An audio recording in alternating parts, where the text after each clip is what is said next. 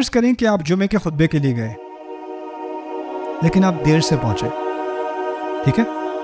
तो देर से पहुंचे तो जहां जूते रखे जाते हैं ना, वहां आपको जगह मिली नमाज पढ़ने की, तो आपको खतीब नजर नहीं आ रहा, ठीक है? आप बाहर हो मस्जिद में, खुतबा तो शुरू हो गया लेकिन नजर नहीं आ रहा आपको। खुतबा हुआ तो बहुत ही ज़बरदस्त खुतबा, ऐसा खुतबा आपने कभी सुना ही नहीं ज़िंदगी में। आपके जहन में क्या बात की, इस बार कौन था यह बंदा, ओह मैं जाके इनसे मिलूं, इनसे हाथ मिलाऊं, अपने बच्चे के सर पे फूंक पड़वाऊं, कुछ करूं, क्योंकि आप खुतबे ने आपको बहुत मुतासिर किया। अंदर जो मस्जिद के अंदर बैठे हुए हैं ना, उनको खतीब नजर आ रहा है कि नहीं आ रहा है? तो हुआ ये कि जो अंदर था ना, वो एक लड़का था 16 साल का, उसने फटी हुई जीन्स पहनी हुई थी, उसने बेसबॉल हैट पीछे लगाई हुई थी, टी शर्ट पहनी हुई थी, उसने जाके खुतबा दिया। तो जो अंदर खुतबा सुन रहे हैं वो तो किसी तरह सोच रहे हैं इसको किस तरह कत्ल करेंगे, या ये नमाज तो पता नहीं कबूल नहीं होगी, अब इसके एवज़ में हमें कितने बकरे ज़िबा करने पड़ेंगे इसको ज़िबा करने के बाद।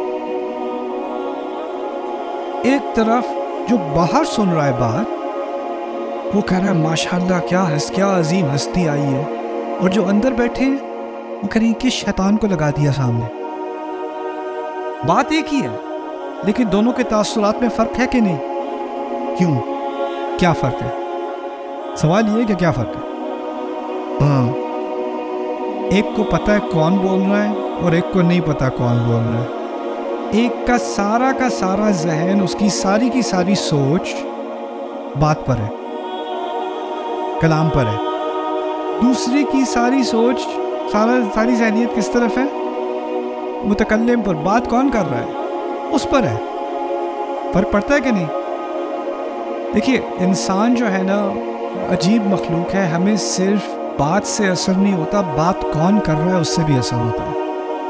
कुछ लोग ऐसे हैं, वो मुंह खोलने से पहले ही आपको पता है इसकी बात तो मैंने सुननी नहीं है। जैसे आपकी कज़न, आपकी बहन, कभी कभी आपके फादर, इधर आओ जरा बात करनी है, वो जो भी कह दें नहीं सुनना। आप फ़र्ज़ करें बिज़नेस चला रहे हो, आपका बेटा अभी अभी अकाउंटिंग पढ़ के फारिग हुआ है, आपको बिठा के कहता है अब्बा जान, ये जो हम टैक्स इस तरह फाइल कर रहे हैं ना, इस तरह नहीं, मेरे ख्याल से ये स्ट्रेटजी बेहतर होगी। आप देखें, शक्ल देखिए अपनी, तेरे डायपर मैं चेंज करता था, मुझे अकाउंटिंग तो सिखाएगा। 25 साल से मैं बिजनेस चला रहा हूँ, तू अकाउंटिंग सिखा। फिर आपका दोस्त आपको कॉल करता है और वही नसीहत जो आपके बेटे ने की थी वो उसने की। हाँ बात तो ठीक है यार, सही है, ट्राई करते हैं। क्यों? क्योंकि वो कहाँ से आ रही है? बेटे से। तो बेटे उसका क्या मकाम, उसकी क्या हैसियत। यानी कभी कभार ऐसा होता है कि हम किसी की बात को ज़्यादा काबिल कबूल समझते हैं, उसको मद्देनज़र रखते हुए, और कभी कभार किसी की बात को हम रद्द कर देते हैं क्योंकि वो उससे आ रही है। बात सही हो गलत हो, उससे मतलब कम हो जाता है, किससे आ रही है उससे मतलब ज़्यादा हो जाता है ना? लेकिन अगर कोई हक का तालिब है, किसी को हक में दिलचस्पी है, तो हक का तकाजा क्या है? अगर कोई काफिर, कोई मुल्हिद, कोई हिंदू, कोई ईसाई, कोई यहूदी, कोई फासिक, कोई शराबी, कोई भी अगर बात हक कर रहा हो, तो कम से कम बात की हक तो हक ही रहेगा। और अगर कोई बहुत इज्जतदार, जिसका मैं वक़ार करता हूँ, इज्जत करता हूँ, लिहाज करता हूँ, जितना भी लिहाज कर लो, अगर बात गलत कर रहा है, बात की हद तक तो गलत ही रहेगा ना। यानी हक के मामले में इंसान जो भी हो, कैसा भी हो, गलत है और सही है। लेकिन हकीकत में क्या होता है, हमारे लिए ऐसी तमीज़ करना आसान नहीं होता।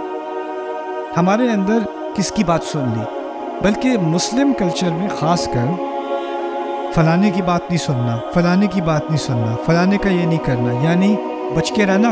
अगर इस किस्म के लोगों की बात सुनोगे तो गुमराह हो जाओगे, ऐसे की सुनोगे तो ये हो जाएगा, वैसे की सुनोगे तो वो हो जाएगा।